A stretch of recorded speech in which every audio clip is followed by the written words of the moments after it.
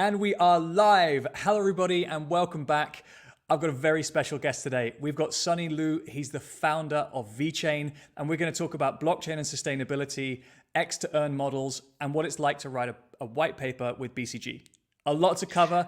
This is a LinkedIn Live, so as always, please, guys, do give us your GMs. Let us know where you're coming from in the world. Let us know if you have any questions for Sunny. VeChain is a project that's doing a lot. People are always interested in what's going on. So please do put your questions in the comments. We'll try and get to them during the show or afterwards when we leave 5-10 minutes at the end to make sure we cover anything we didn't cover throughout. With that in mind, Sunny, how are you doing today? I'm doing great. Thank you, Anthony, to have me here. It's my really great pleasure, to join your session and share more about VeChain going to do. Actually, I'm pretty excited about that, actually. You guys have got a lot going on, and I'm really excited to get into that. I don't think we hear enough about VeChain on LinkedIn. We don't see you enough on LinkedIn, probably. So it's great to have that session now today live and for posterity. Let's start with an easy one. So for those people who don't know about VeChain, could you give us the brief history, the origin story? How did you get started? Okay. So firstly, VeChain is, a layer one blockchain platform, and now we're focused on the sustainability applications and ecosystem building. Actually, the long journey for VeChain, we start in 2017, and even before that, during my previous job time, I was working in Louis Vuitton as a chief information officer. And very occasionally, I get into the Bitcoin, start to understand, the blockchain as a technology behind that, and start to do lots of the different things like, Bitcoin mining, even build up the Bitcoin mining rigs, and try to explore even the with the blockchain or Bitcoin technology, try to build something else, something applications could be very interesting. And for sure, it kind of limit to the Bitcoin technology itself. Well, as everybody know, Bitcoin is just a purely ledger system, right? It's a decentralized ledger system. So it's very hard, to make it more extendable or like build up the application on that until I think it's about a 2014. I have a very interesting opportunity to meet with Vitalik in Shanghai. He actually was, coming to Shanghai for raising up the funds for the Ethereum ICO. And then, we spent a couple of days together. We went to even Chengdu to see a panda together. In a way, we have lots of the talking and the conversations. And let's say I'm really impressed by the virtual machine smart contract design, and also quite get, let's say, inspired by the Ethereum launch. So since that, I start to think about what kind of the application we can build on the blockchain technology or using the blockchain technology. And it leads to until like 2017, until leads to 2015. I feel that the timing is right. I just feel like, this is a time we should go to, I should go for something different, not just, having a day job in a Louis Vuitton nice office, fancy desk, no more that. Just threw myself into the blockchain technology and start the VeChain since then. And in 2017, we issued the first white paper, make a statement about what kind of the blockchain technology or blockchain platform we try to build. And in 2018, we delivered the VeChain Soul. It's going live. So we have like 100% availability since the day one until now. And 2019, we upgrade our white paper. So we released the second version of white paper, start to focus on enterprise adoptions. And we deliver about hundreds of different enterprise applications in the multiple different industries, like Walmart China, like Givenchy, like BYD, DMV, PwC, all of the partners together. And for sure, the COVID kind of gets in the way in the middle. But in 2023, we co-author with BCG to release the third version of white paper to upgrade our strategy, to more focus on the sustainability area, to enable not only the enterprise but also individual to do sustainability actions to make the world better together. So we call it the white paper. We call it the Web3 for better. So that's a short version of VeChain's journey. A very good one, and a lot to cover in a very short period of time, a lot of ground. And I want to take it back to that kind of original moment when you had met Vitalik, when you saw the Ethereum fundraising, when you saw the kind of early stage Ethereum movement happening. It would be easy to say, I'm excited by this. I'm gonna wait for this to come out. And I'm gonna build on Ethereum. You didn't think that. You said, that's really cool, but I think I can do it different, or I can think I can do it better. What point did that kind of fork happen, and you think, no, it has to be our way. It has to be something we do ourselves. Well, actually, I'm not that great. Let's put it this way. The first thought I had at that time is like, okay, I can do something on the Ethereum as well. But after a few, let's say, conversations and also study, we did a lot of the study. And plus, in the beginning, like 2015, when the Ethereum just launched, there were many bugs, there were many challenges for sure. That's usual. That's quite normal in any kind of new technology in the beginning. But we do find some of the, let's say, the challenges which our mission may not be able to fulfill or execute it on the Ethereum, because my motivation to go into blockchain is actually thanks to my last job as a CIO in Louis Vuitton. Basically, my job was connecting or bridging technology and the business. I always think about like any technology can support the business value. Any business issues can be addressed by technology development. So starting from the day one, I'm thinking about how to make the blockchain technology to create the value for the real business. And when I put my CIO hat, to look at the technology, especially like Ethereum, I find out there are some questions I'm not able to, even answer myself. For example, the let's say the cost structure of the gas, it's actually linked to the token itself, right? So when you have more people to use Ethereum, and the price must be go higher, and also the cost will be go higher as well. And given the fluctuation situation in the crypto market, like if I'm a CIO, I'm not going to make that kind of decision, like build some business application on that, right? So I start to challenge about like, okay, what else? What kind of, let's say, blockchain platform we really need? So from the beginning, I organized a very interesting session with all of my friends, leveraging with my business connections at the time.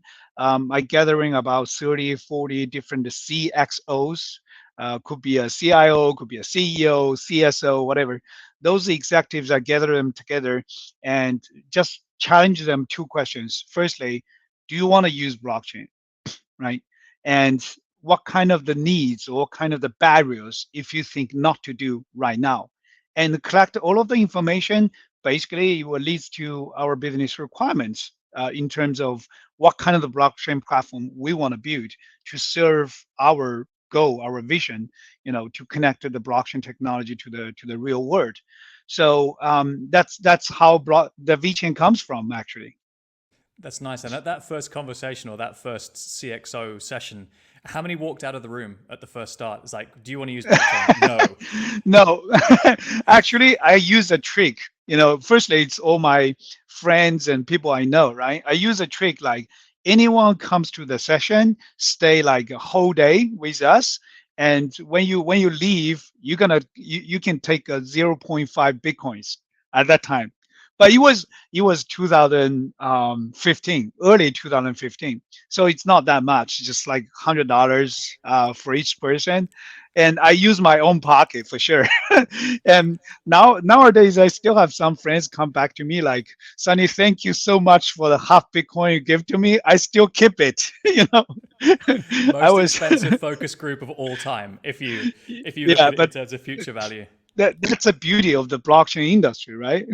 So I really enjoy that kind of moment when people come back to me say thank you, for this kind of moment.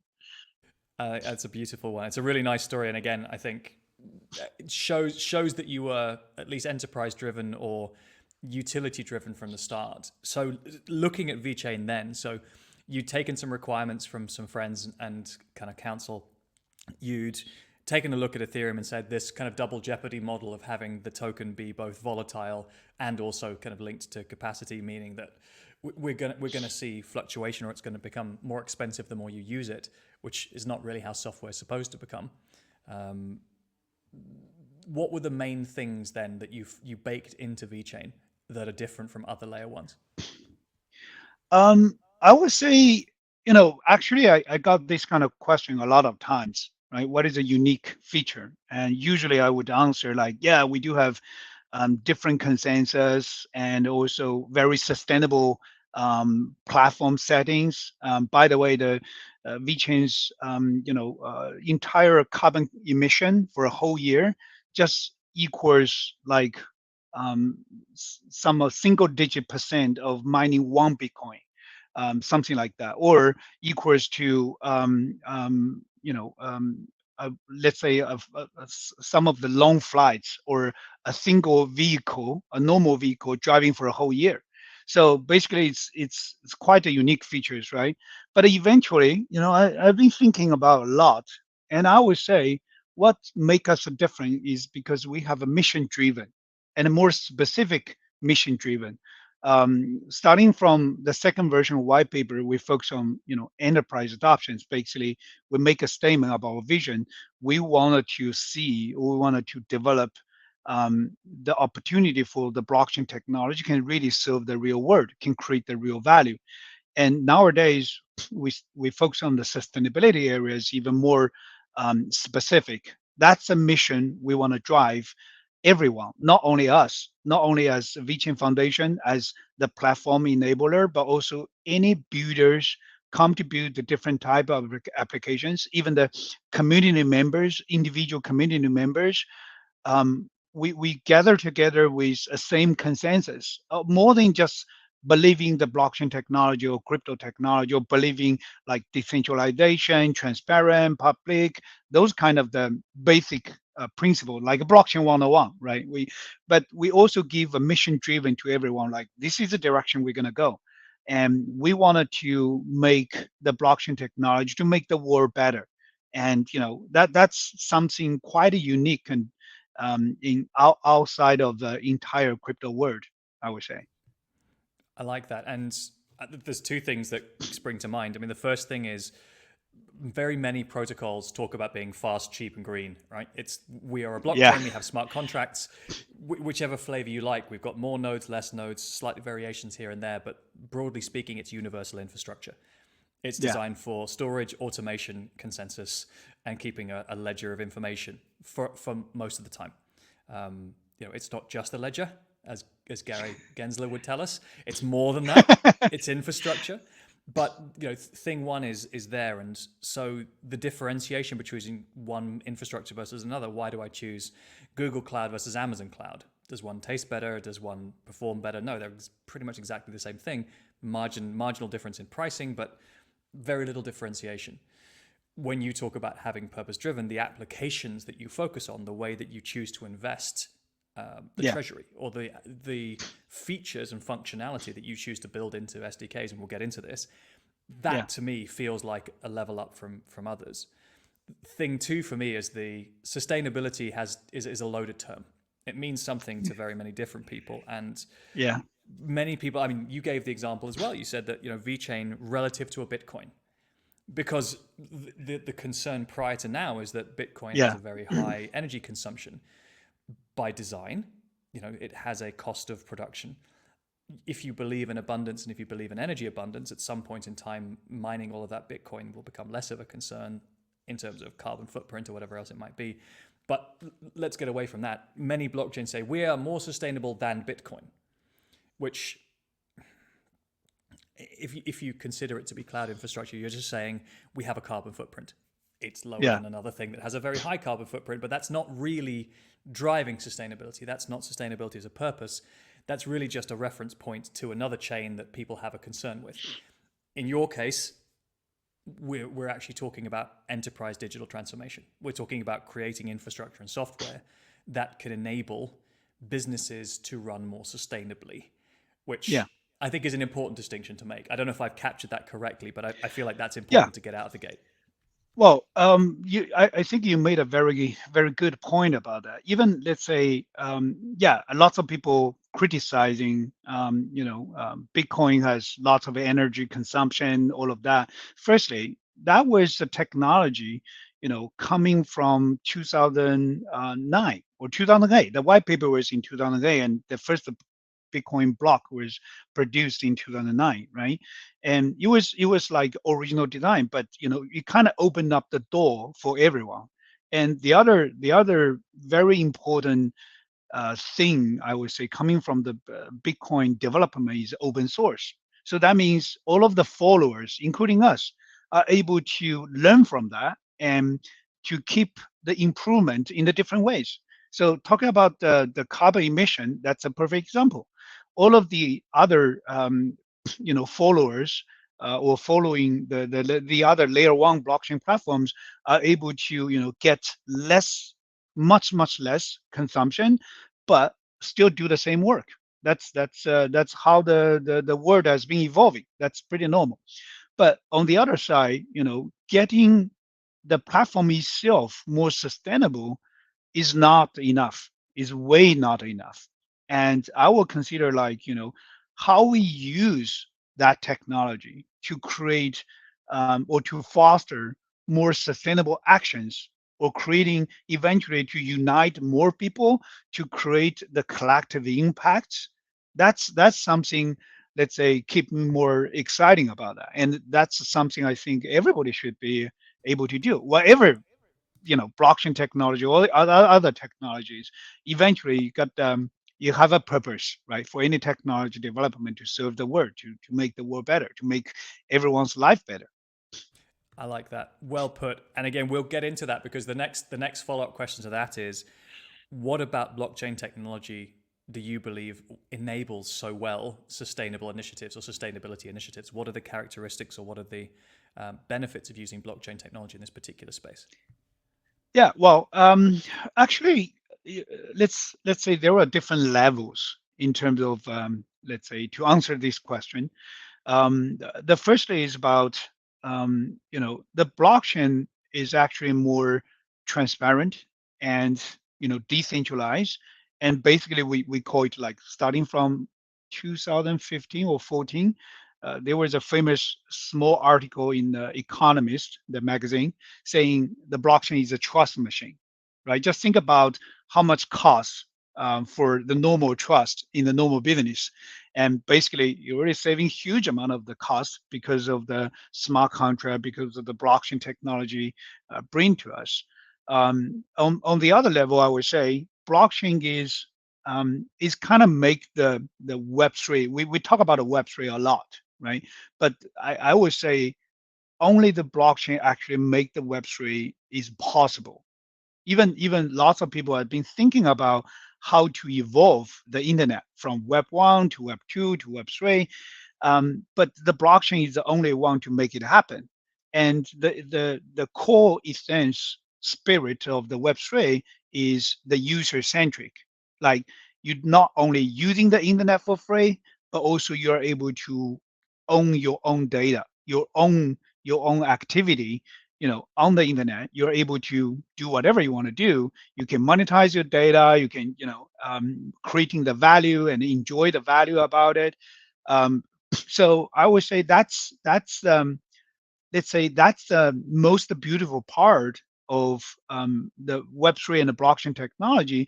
And talking about the sustainability, let's think about that. What is the missing puzzle? What is the challenge for the sustainability nowadays? We saw many arguments, in the different events, different occasions.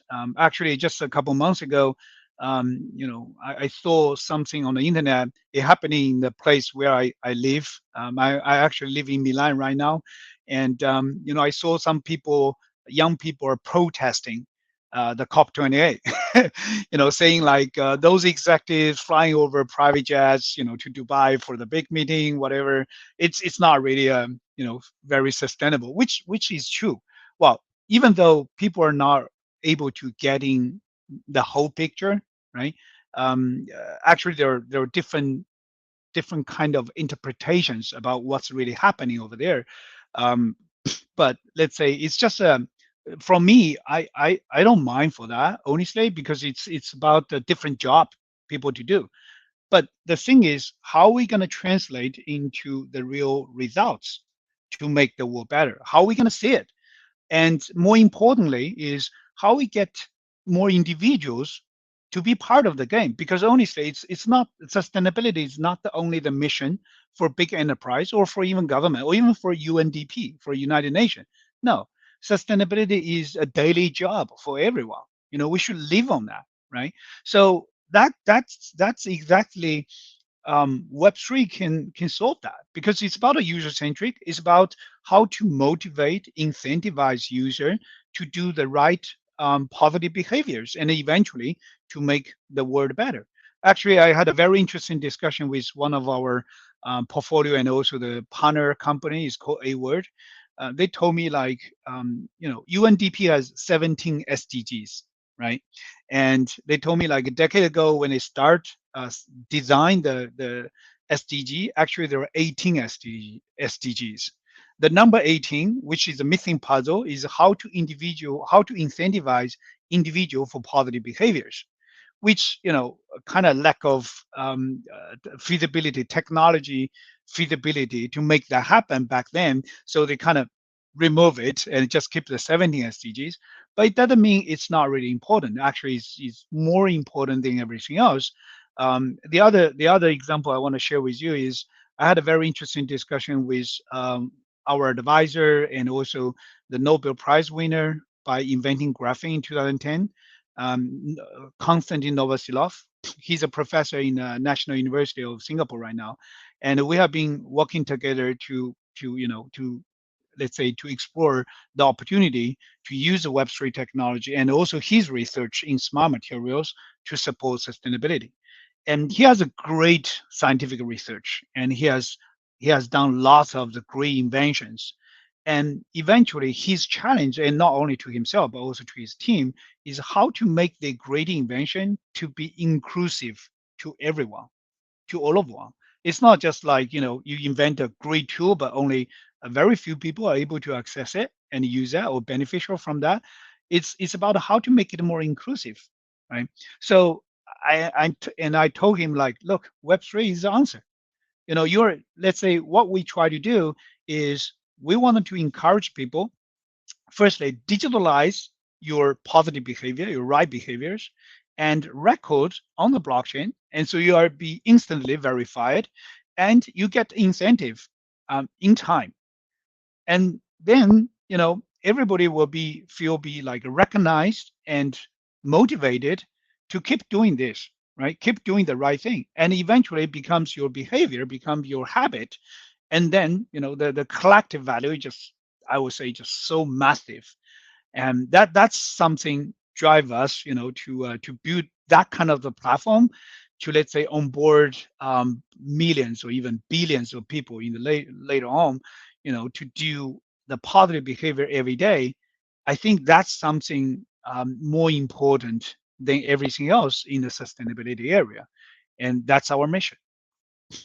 That's really interesting. There's so much in there to unpack, but you've taken almost the exact other end of the spectrum from what people assume sustainability to be. At least from a lot of the literature that you read, you see it's about enterprise data collection, carbon offsetting, being able to have sensors and IoT at the edge so that you can immediately report all of the things that you're doing everywhere. And from a corporate level, you can manage things differently. Actually, what you're saying is collective action, collective commons is actually a big part of the solution.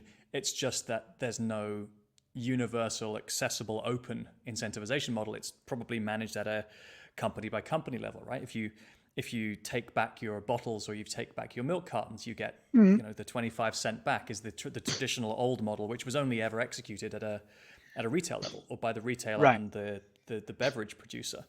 Well, Yeah. that's all well and good for beverages, but I also consume clothing. I also consume transport. I also consume foodstuffs. You So you made a yeah, you go made a ahead. very right point about it. Actually, it's like I'm not saying like the enterprise is not going to play any let's say key contributions. No, actually they're playing a very important roles in the sustainability areas. Actually, they're kind of leading the way right now, right? But they're more working in the silo way. Let's put it this way, like you said, if I'm I can make a more recycled bottles. I can make a recycle clothes, but actually they're all facing the same group of people. Like literally, it should be everyone. Everyone should be doing something or should be lean more to sustainable recycled materials.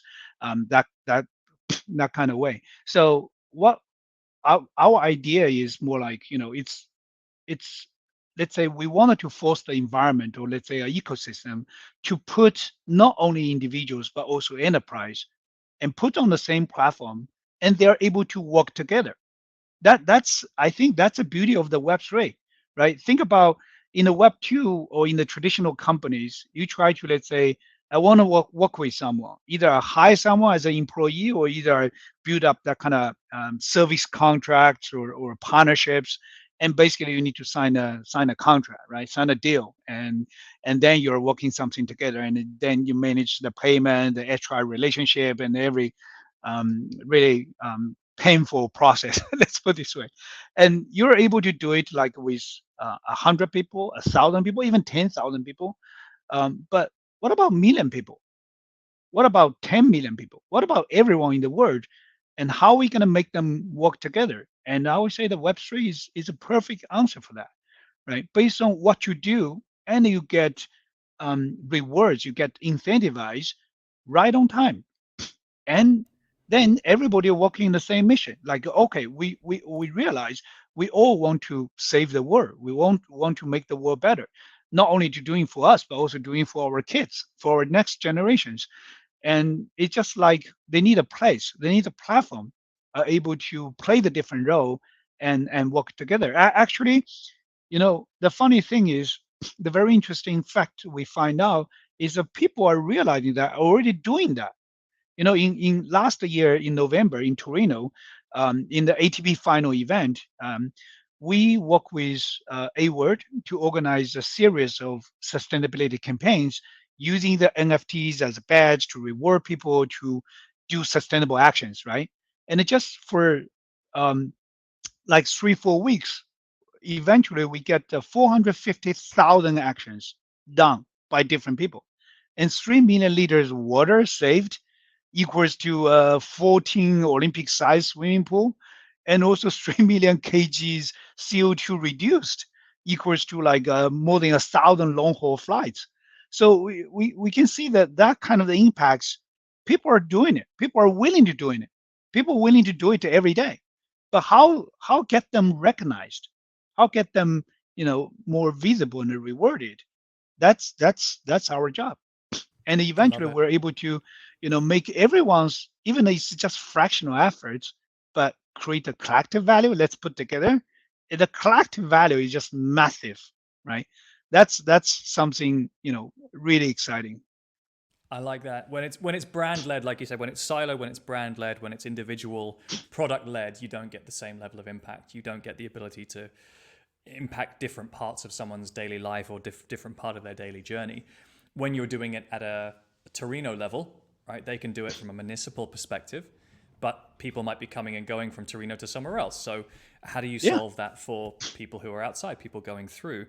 Yeah. This is the, I guess it's the most perfect case study for the decentralized web, but it's also the hardest thing to do at the same time, because being able to have multiple different parties, whether they be, the value has to come from somewhere, right? The commercial value, Yeah. the rebates, the funding, the incentives, the rewards you're giving people have to be funded by somebody.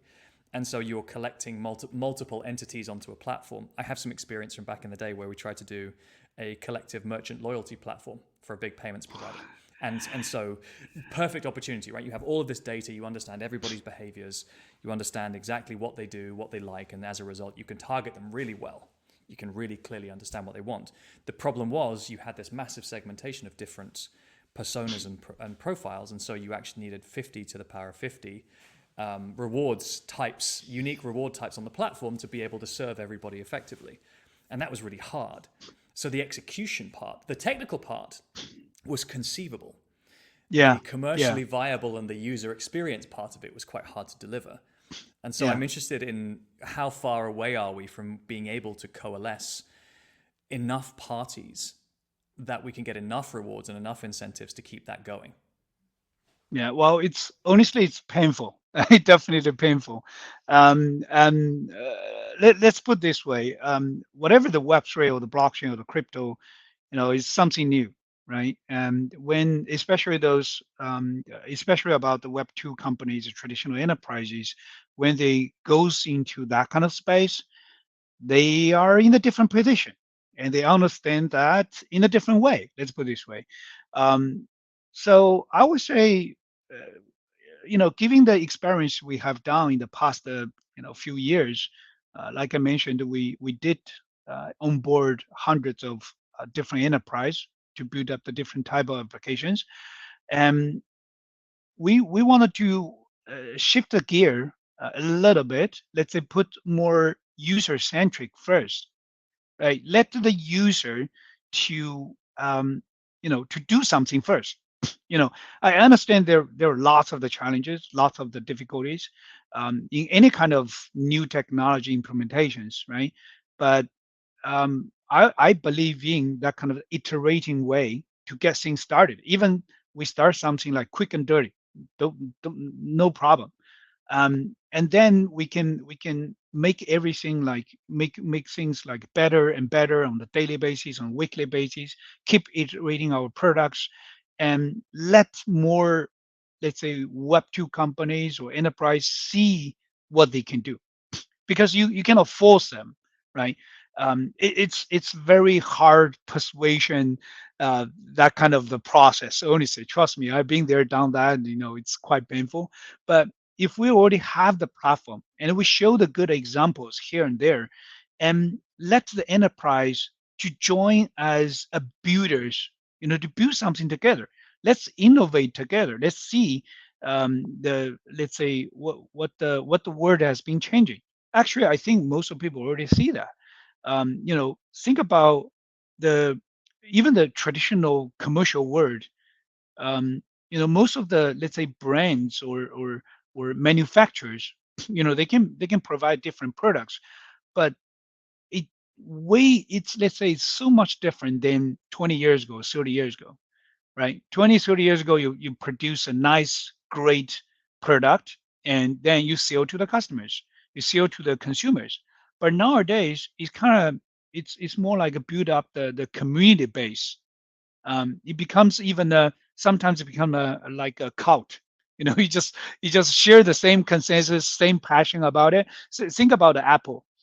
Every year, Apple have a annual product launch, right? Starting from the Steve Jobs, now Tim Cooks and the team, and it makes that day becomes a carnival to the Apple fans.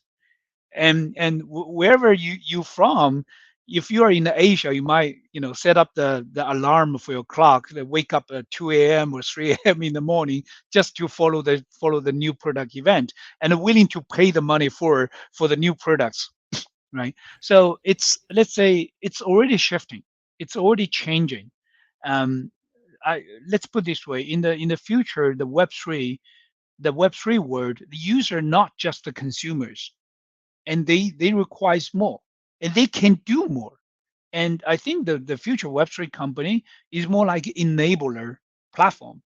I enable not only the individuals but also enterprise are doing something together, setting up the protocol.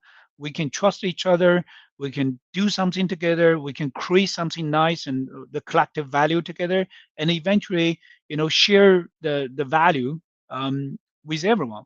So enterprise and users are kind of equal, in the equal position. You're just doing the different job, right? You have a different resource, in a different scale, and it's just doing a different job. I like that. It's not simple. There is collective economics required, but I think we've established there is a use for decentralized technology and being able to automate and bring together multiple parties to facilitate this marketplace. This marketplace is a combination of actions and rewards. I often use the term marketplace not in an NFT sense, but people who aren't familiar with Web3, who don't spend time thinking as much about blockchain and tokens and incentive design as we do, have a reference of, well, what does this feel like? Does this feel like air miles? Does this feel like eBay? Does this feel like, and it's air miles, but instead of getting a free flight at the end, you get the planet to be around Yeah. for a few more hundreds of thousands of years for your children. It's slightly different incentive, slightly different time scale, and but the idea of that marketplace, I think, is still valid for people, and we need to try and find a way of balancing the economics of that marketplace, make Yeah. sure that it can be constantly innovating.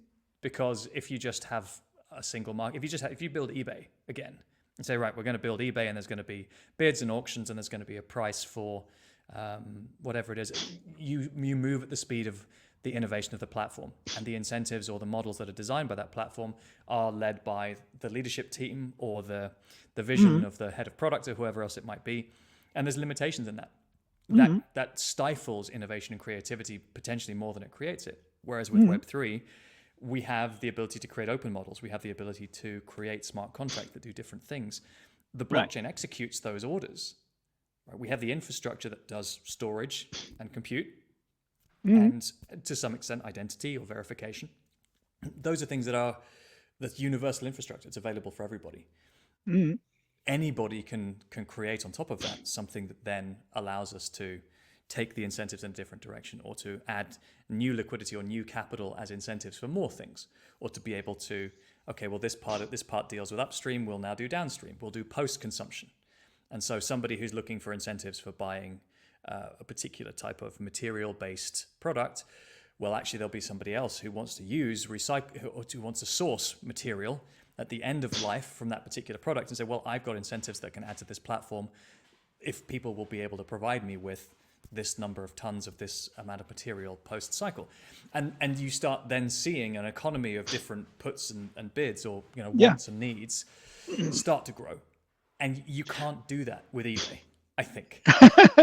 Well, you just described a typical business model, let's say in the traditional world, right? Basically, you're doing, let's say, I won't say it's like 100%, but let's say the majority of all of the business model is profit driven, right? You're doing this for profits, or you sell the products, you provide the supply chain service, even like eBay or Amazon or Alibaba, they provide the platform services as well to enable the new business model ongoing.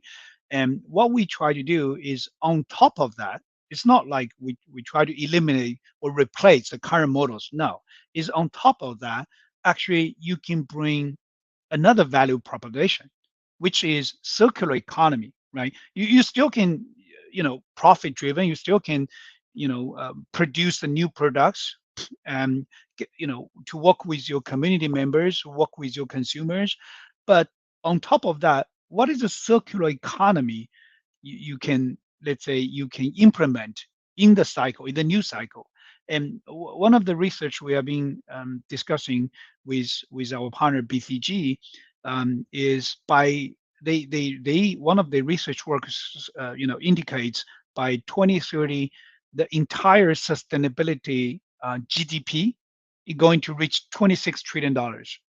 Okay, $26 trillion, and the majority is coming from the reproduction phases, like the things you use, the phone you use, your furniture, the water you drink, or your clothes you wear, the car you drive.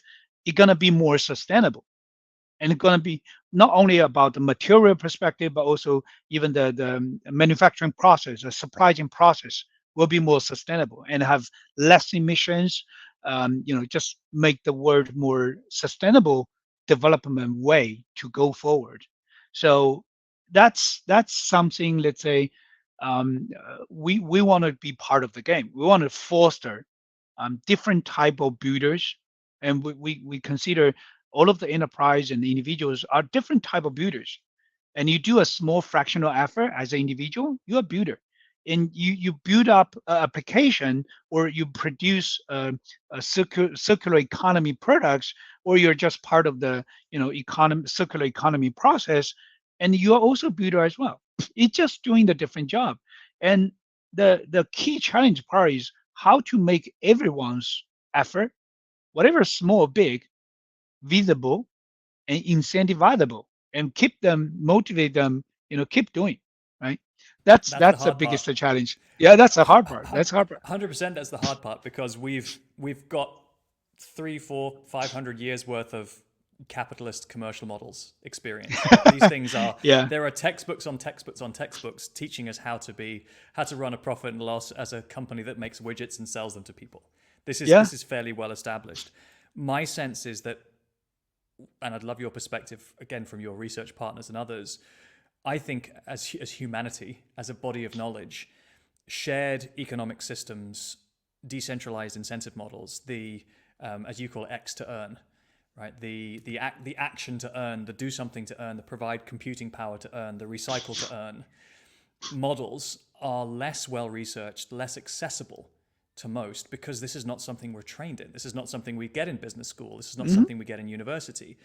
Hmm. The way to create these circular economies, particularly if it also includes tokenomics, is very, very, very bleeding edge. How are you starting to address that, or how mature do you feel we are at this point in time? Let's put this way. I think the first idea coming from that is, you know, let's say the mission driven, or let's say purpose driven. When we talk about a crypto, when we talk about the tokens, or any kind of blockchain applications, I always question myself, like, what is a purpose, or what is a what kind of the value, or what kind of the mission you wanted to drive people to do, or like to make people or to lead the people to somewhere. You got to have a purpose, right? So the X to earn is actually learning from the previous, even starting from the bitcoins. Bitcoin is you mining to earn. You're contributing your computational power, and you secure the networks, and you earn the new Bitcoin minted, right, from the new Coinbase.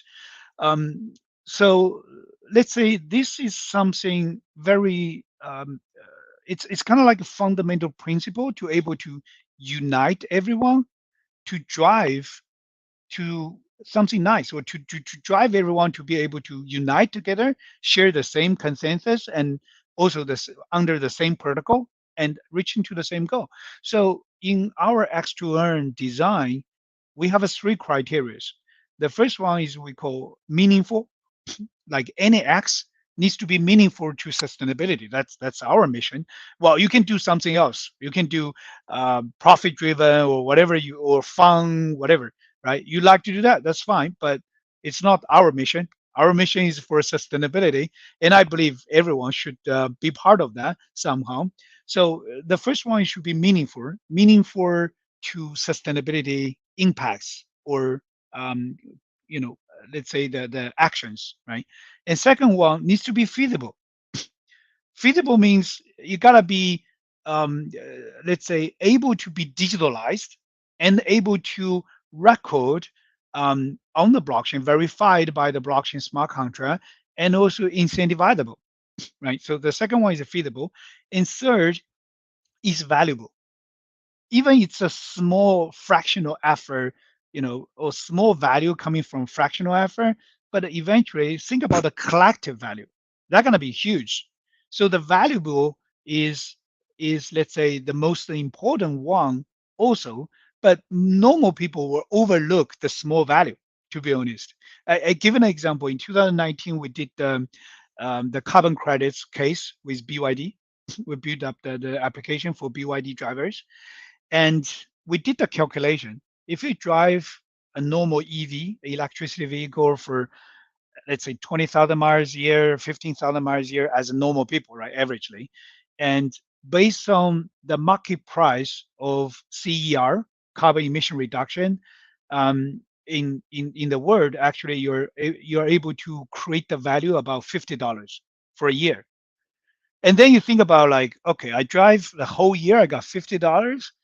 It seems like nobody cares or nobody can see the value, right?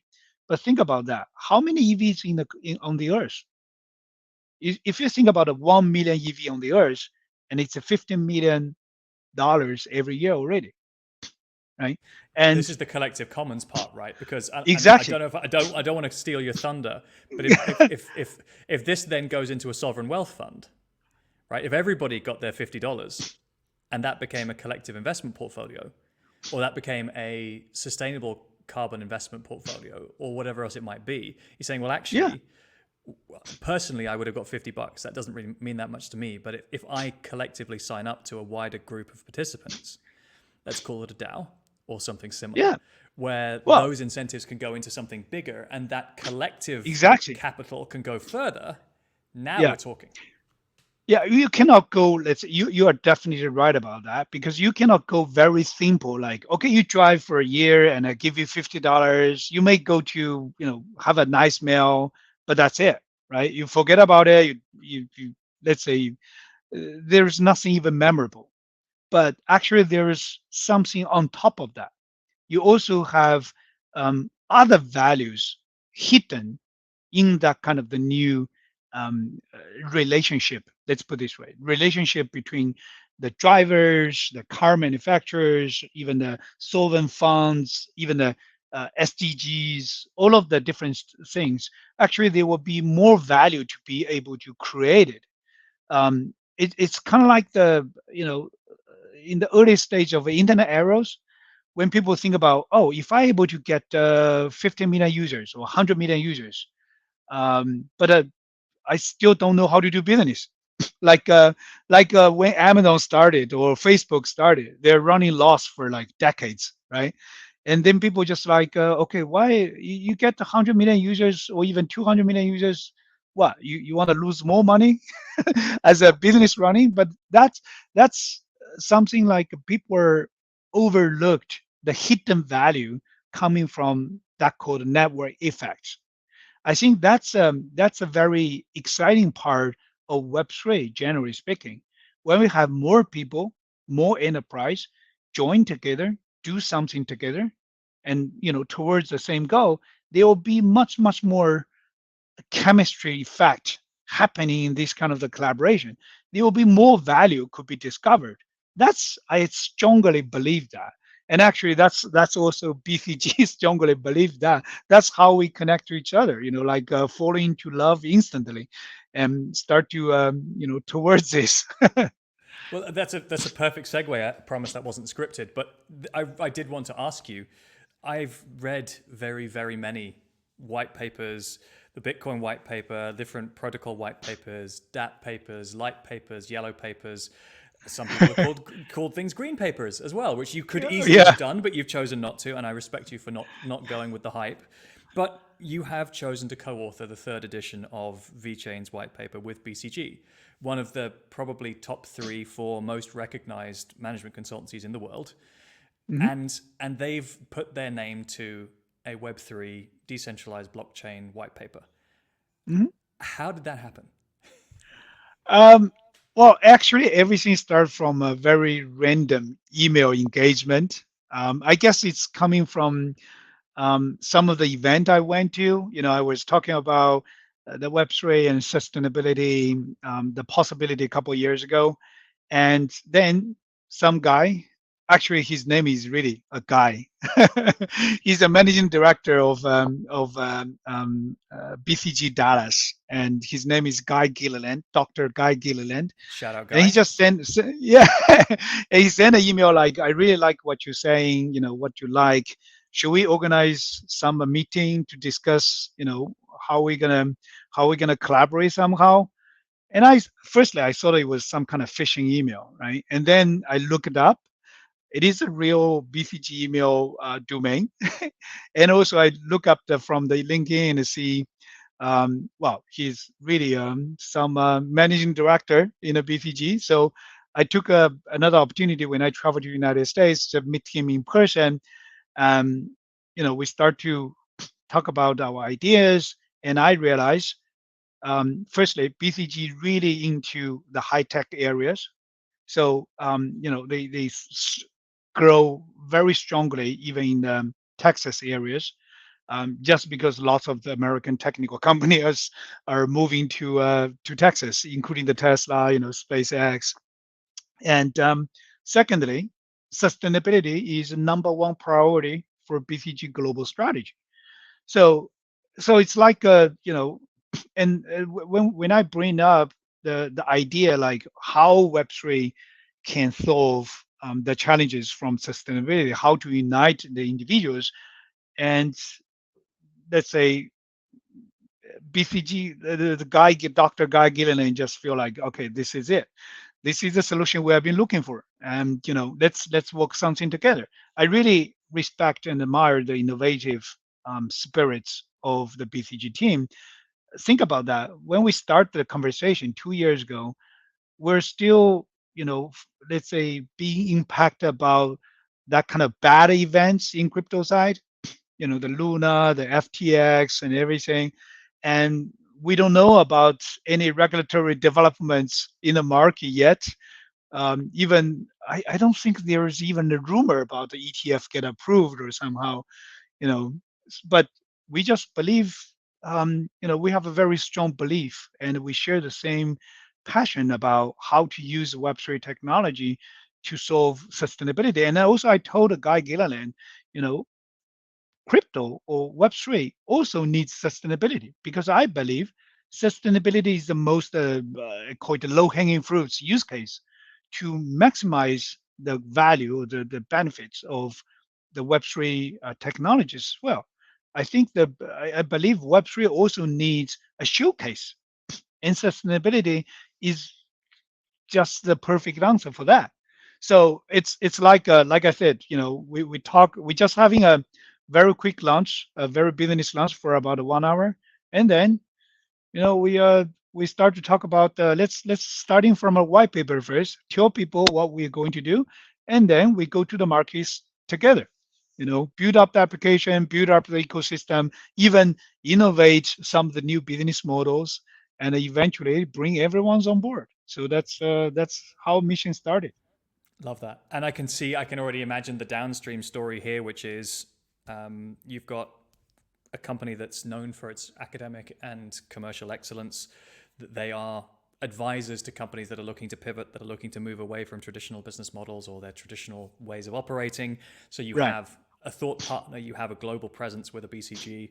They have access to some of the world's largest enterprises and organizations in the Of world, course. and academia and so on. So it's starting to build a little bit of an ecosystem of change agents and would be change activists somewhere Yeah. downstream. So it's the sort of ecosystem collaboration that would make a ton of sense. I'm now starting to look at all of the other consultancies out there who might become great partners for Midnight or for other projects as well. Maybe Deloitte. I know could have been Deloitte, but BCG got in there earlier. Yeah, yeah. Well, actually, our CTO Antonio, right? He did work with VeChain before he joined us. He For did. several different applications from Deloitte. And even though he, let's say, it was a quite interesting moment when we start to talk about the collaboration because the PwC is also a partner, and PwC Deloitte is a little bit like that, right? So, but I think that's another beauty of the Web3 or the blockchain space. Everything should be inclusive, not just like think about the barriers, think about the competitions. Let's go open source. Let's Yeah. try to learn from each other and do something better together and Mm. be more collaborative other than just competitive. So Understand your differentiation. If you're bringing something unique to the table that others can't, then you have value. Whether you yeah, want to of call it course. intrinsic value or not, but at least you can come from a position of confidence saying, I'm contributing this, I'm contributing liquidity, I'm contributing expertise, Yeah, contributing technology, I'm contributing code. Yeah, yeah. it's a very That's different way that's of thinking. that's my dream actually. I always I work in the larger enterprise corporations, right? I see some of the, let's say, functions or the cost as spending to either defend or offend in that kind of very competition world. Let's put it this way. And I always have a dream like if we are able to make that kind of spending, the budget, but just focus on the make the product better, make the technology better, right? Make our users more happy and more, missionable to join some great cause to make the world better. That's something like we should do.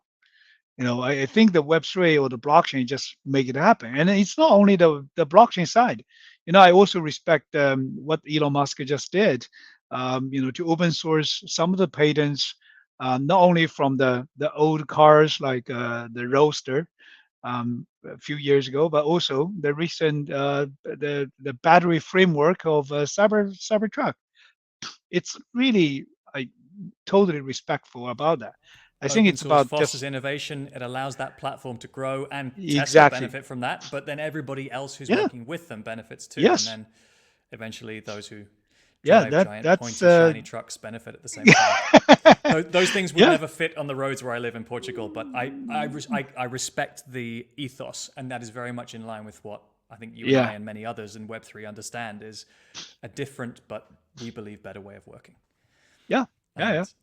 and to conclude, because we're just at time now, I have a comment from the chat that I've been saving up from Gorlis, who's been in the chat saying blockchain is about humanity centered design, which True.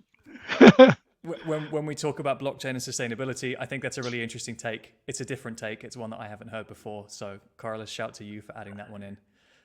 I think it's a good comment. Like we talk about, Web3 is more user centric, right? If we think about the difference of the Web 1, Web 2, Web 3, Web 1 the user is more passive. You get whatever you fit it to, and the Web 2 is more interactive. I can choose the different contents to interact with. I also can contribute my contents, create my own creations. But the Web3 is more like, I can own my creations. I'm not just doing that for fun or for, interactions, but I also are able to monetize my creations. And that would drive people's creation, drive people's innovation, not just, from any kind of organized big entities or corporations, but even you are on your own, you're still able to, create something very valuable, very amazing, and to share with everyone else. And you get motivated, you get financially incentivized. That's the beauty of that. So yeah, that's about a Web3. And that ties it all together. What a brilliant way to end the show. Sunny, before you go, I just want to give the opportunity. Where can guys find out more about VeChain? Where can guys find out more about the white paper, the work you're doing? Can they see you at any events coming up? Just let us know how the guys can find out more. Sure. Firstly, it goes to vchain.org. That's our official website. And you will able to download or see online about Web3 for Better. That's a latest white paper issued in March 2023. And also look at the VeChain official as a Twitter account. We have daily updates on everything, not only from the VeChain Foundation, but also from our community projects, our community events, and everything. And also, I'm very exciting for next week. Actually, we're super busy in the coming days. We're gonna go to Barcelona for MWC. That's the biggest mobility conference. I'm gonna join with Constantine, our advisor, Nobel Prize winner, to talk about how to use the Web3 to solve the sustainability issues or to answer the sustainability challenges. And we're gonna make the big announcement about the new sustainability ecosystem we're going to launch on the 28th of February. So yeah, stay tuned. Let's say join together and do something great. Amazing. 28th of February. Mark your calendars. Something big is coming at MWC. Sunny, thank you so much for joining the show today. It's been an absolute pleasure to get to speak to you, to get to know you and hear more about the work you do. Lots in terms of ways to rethink about sustainability, certainly, and lots of really great examples. Have a great rest of your travels. Enjoy Barcelona and stay safe out there. Yes, thank you, Anthony. Very nice to be here again. I'd like to do something similar next time, and really All right. enjoy the conversation with you. Thank you so So, much. thanks, Sonny. Bye bye. Bye.